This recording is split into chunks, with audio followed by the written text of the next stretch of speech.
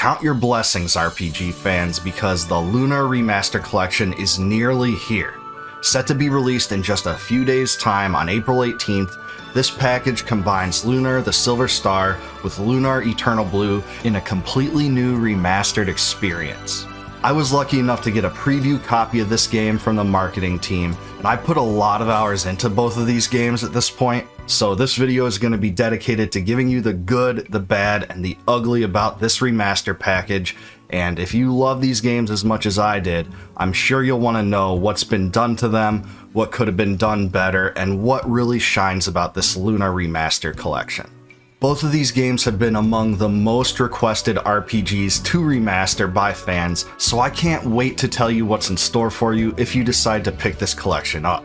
But before I get into all that, please like the video, subscribe to the channel, and leave me a comment down below with your memories of the Lunar games. Just one quick note too. Even though I was given an advanced copy of this collection, I'm not being paid to do this review, so all these opinions are my own. So first things first, I'm going to tell you what you'll notice right away by playing both of these games. So first of all, the widescreen view. This is the obvious one. The Lunar Remaster games are now in remastered widescreen with beautiful pixels. I love the fact that the colors are vibrant. It has essentially the similar look and feel of the original two Lunar games that we loved, and they're big, blocky, beautiful sprites. I'm so glad that Gung Ho did not apply filters or any smoothing techniques to the sprites. I've just seen too many RPG remaster packages like the Grandia one that came out a few years ago really ruin the visual approach in my mind when it came to these textured filters. But this one avoids that completely. It's one of the most redeeming aspects of this package by far. But if you're a true hardcore 1990s Lunar fan, all isn't lost either, because there's a launcher for this collection that allows you to choose between classic and remaster mode for both of these games. And if you choose original mode, it will show you the game in the original dimensions. This is a way to give every single Lunar fan the experience that they want and the preference that they want, but I really recommend going with the remastered mode. It's the best. It's also worth pointing out that both games have options that are extremely thorough. You're able to choose your dimensions, whether you want to play in windowed mode or not, remap your keys, and even choose whether you want Japanese or English audio. That's some really great customization, but that's not all, because you also have the ability to decide if you want subtitles displayed during the cutscenes, and that was not available in these two original Lunar games, but I turned it on because I enjoy it. And speaking of the cutscenes, they look absolutely brilliant. They're the exact same ones you know and remember in the same dimensions on the screen, so unfortunately they're not widescreen, but they're upscaled and thus look way more clear than they originally did. I had a really good time rewatching these in the new highly upscaled mode, and it was such a pleasure to see some of the most important storyline memories from my past playing these two games just come to life again in these new resolutions. And if you're like me, I know you're dying to know how the localization was handled, because if you're like me, you were wondering whether the working design script and the voice acting would be retained. But I can answer that definitively in the negative. This one uses a brand new overhauled script, brand new overhauled dialogue. Now it's still clever, it's still witty, it still really reminds you of the same tone that the Lunar games had in the past, but it is rewritten almost completely. So yeah, it's a completely new script with completely different voice actors, and I know that will be controversial to some of us old-timers that played these games in the past. But if I can allay your concerns a little bit, I would say it's actually really good. I actually really enjoyed it. This was a polished translation. It didn't seem like the developer was just throwing something out there that was uncreative, unlively, and boring. This is a good script. That's not to say that it's perfect, though. I would have loved to have John Truitt be the voice of Galleon like he was in the old days, but alas, such is not to be. These voice actors are good, but they won't be the same that you remember. There's only one general tonal difference that I noticed, and that's that, if anything, there's a little bit more mature content here in terms of the humor. There's some more adult-oriented themes here that I don't remember from the PlayStation version of the game. so I'm not really sure if that's an actual attempt to preserve some of the original feel of the game and that's something Working Designs ignored, or if that's the new creative flair that Gung Ho is going with. If you know the answer to that, by the way, just put it down below in the comments. I'd love to hear from you. Also, I will note that this version of Lunar the Silver Star does have the same lyrics for both the opening song and the song that Luna sings on the boat on the way to Maribia, so I thought that was interesting, and maybe you can just chalk that up to the fact that it's harder to create new lyrics to a song in a game than it would be to create new dialogue. Now, among the many changes to this remaster collection are several really interesting combat enhancements. For instance, there's a speed up combat mode where there are 3 settings that you can toggle between to control the speed of the flow of battles. And I really was attracted to this feature because it really streamlined my gameplay.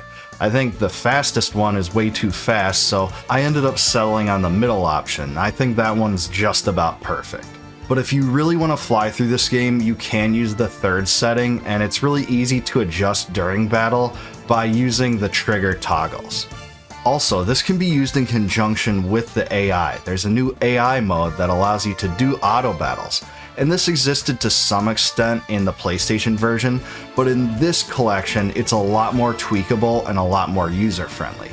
I do want to warn players, though, that try this, is that if you don't tweak the default settings of the AI, your characters will tend to use relatively rare items like starlights and angel tears, and you won't necessarily want them to do that depending on the situation, so make sure to tweak these settings. I really liked how the improved strategy settings allowed me to tailor my characters to my desires, and I wasn't just bogged down by monotonous character and command inputs in normal battles. This was a big improvement. Also, the game's marketing materials say that there's new sprites for the characters, but actually I didn't notice this, and if they are different, they're very similar to the originals. It doesn't seem to be a big difference to me in terms of the character sprites, and I think that's for good. These are good sprites, and they look great. Now, there is also enhanced sound. The soundtrack and all the sound effects have been fully remastered for improved clarity and quality, but they are based on the original PlayStation versions of the game, so they sound exactly like you remember. This was not reinventing the wheel with reorchestrating or re-recording the sounds, and a lot of players will really appreciate this decision. Also, inventory management has been overhauled too, through a unified inventory system, which is a great feature for any remaster of a game this old, and this allows all party members to share items. That's a huge benefit that didn't exist in the original game, and this feature saved me a lot of frustration. It's a big quality of life enhancement, but you can still toggle it off if you're a true masochist and want to go with the original cumbersome experience. For anyone wondering, there isn't any actual new story content here or gameplay content, and this collection preserves the content of the PlayStation versions as its baseline. Maybe some people will be disappointed by that, but a lot of Lunar fans are probably happy that they didn't meddle with the game in this way, so I'm totally fine with the amount of content and retaining the same content. Unfortunately, there is no way to toggle the difficulty here. There aren't multiple difficulty options, there's only one default difficulty. Also, if memory serves, both games seem to preserve the difficulties of the PlayStation versions of the games, which were a bit less difficult than their Sega CD counterparts. I think my biggest gripe about this collection is that there isn't uniformity in in-game menus. For instance, options to do AI is in different places on the screen between Silver Star and Eternal Blue. In one game, it's on the left side of the top row, and on the other game, it's on the right side of the top row, and that's really incongruent. It's not a very good experience. Also, other menus are different between the games too, such as the ability to save being in a completely different place between games. You actually have to press a different button to save in Silver Star than you do in Eternal Blue. This is just something that's inconsistent, and it doesn't lead to a good experience. Overall, the Lunar Remaster collection gave me that big burst of nostalgia I was expecting, and in some ways it really brought out the greatest parts of these games that I always remember even this many years later. For instance, I really love the characters and character development. The interactions between the characters was creative and used fun and uplifting moments, and I think that will stick out to you even within an hour of playing through either Lunar the Silver Star or Lunar Eternal Blue. And the stories are so great too. In fact, there are so many twists and turns in both of these two games. That's also something I really remember about them. Like in the first one, the revelations about who Luna is, or Dragon Master dying, or the twists and turns and Galleon's betrayal. All these moments come to life, and that's not it though, because Lunar Eternal Blue ties into those moments and builds upon them in unique ways. There is fan service in the sequel that will make fans of the first game love to play the second game. That was also an interesting part of Lunar that many games or RPGs in general from this time didn't offer at all. And even about 3 decades later, these songs still stick in my head, and they're awesome as well.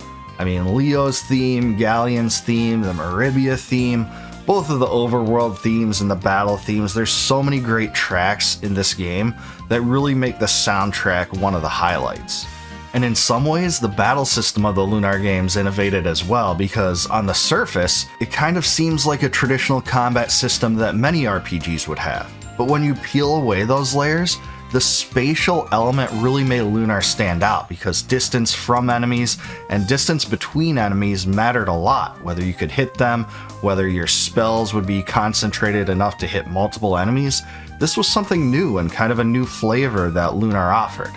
But I don't have to really keep gushing about these games because I've reviewed each one of them on the channel, so if you want to check those out, or my series retrospective, please do that, because I have gotten in the weeds on this series.